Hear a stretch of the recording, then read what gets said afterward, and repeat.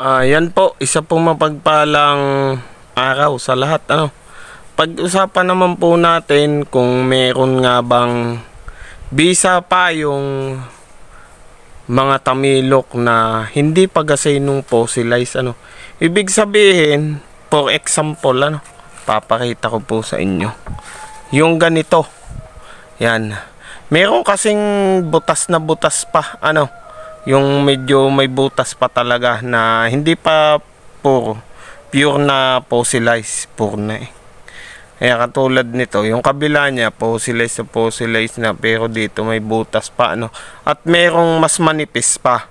Meron ngang ulo ng tamilok na guang pa talaga. Kumbaga hindi pa purong fossilized Pero meron pong solusyon doon At yan po ang papaliwanag natin Sana po ay makatulong sa inyo at makadagdag kaalaman, i-share nyo na din po.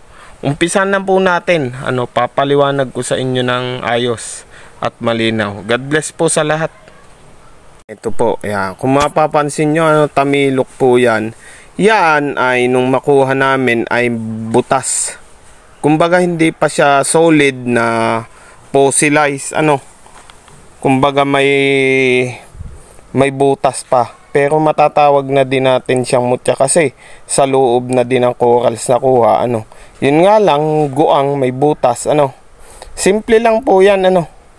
Pwedeng bato-ara yung gamitin yung pantabon.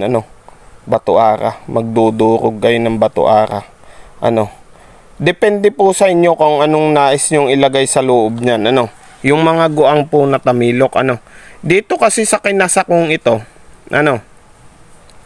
nilagyan ko po siya ng orasyon. Orasyon yung isinuksok ko sa kanya.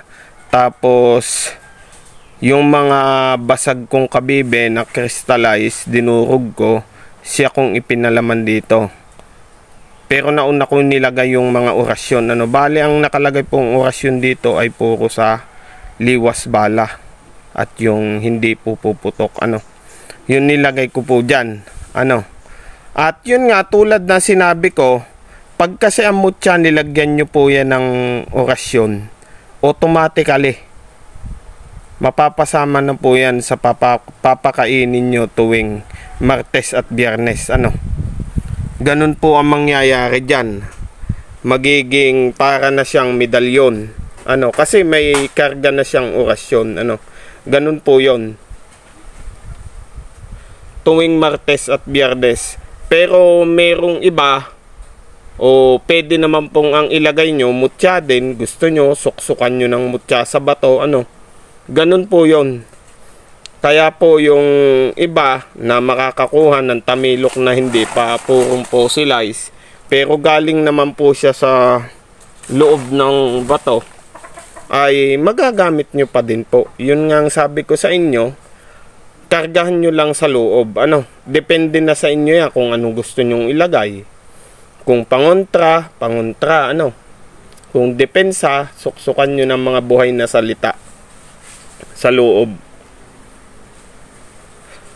Bali po, 3 na yung ginawa ko. 3 ho yan. Ito kasi nung makuha namin, butas talaga siya, hindi siya pure na buong buo. Parang katulad nito. Yan. Ganyan ang tamilok na buo.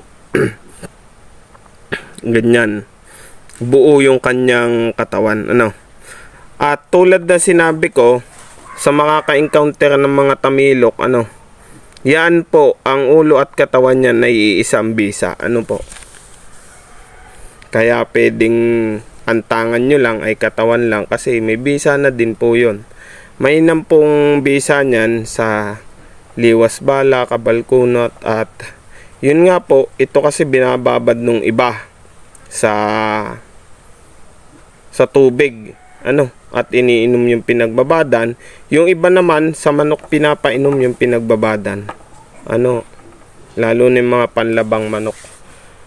Disclaimer lang po sa naniniwala lang. At yun nga, paliwanag ko sa inyo, once na nilagyan nyo ang isang mutya ng orasyon, matik na po yan, bawal nang dalhin sa patay o sa lamay, bawal po siya sa sementeryo bawal hawakan ng babae, at bawal kayong malakdawan pag ito ay tangan nyo.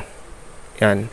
Kaya yung mga naghahunting ng tamilok, pag pubutas, huwag nyo itatapon. Kasi may magagawa pa kayong paraan dyan, ano, para siya ay magkasilbi. Ayan, yan po yun. At yun nga, tulad ng sabi ko, talaga pong tuwing Martes, Biyernes, patutungkulan nyo na din yan, ano. Kung ano pong inilagay nyo dyan, kailangan sa ulado nyo yung salitang inilagay nyo dyan, yung isinuksok nyo sa kanya. Ayan, sana po makapaghatid ng konting kaalaman yan sa inyo, ano, yung inihatid nating kaalaman patungkol sa tamilok na may butas o tamilok na hindi pa totally fossilized. Isa pong mapagpalang araw, muli po, Agima TV 29.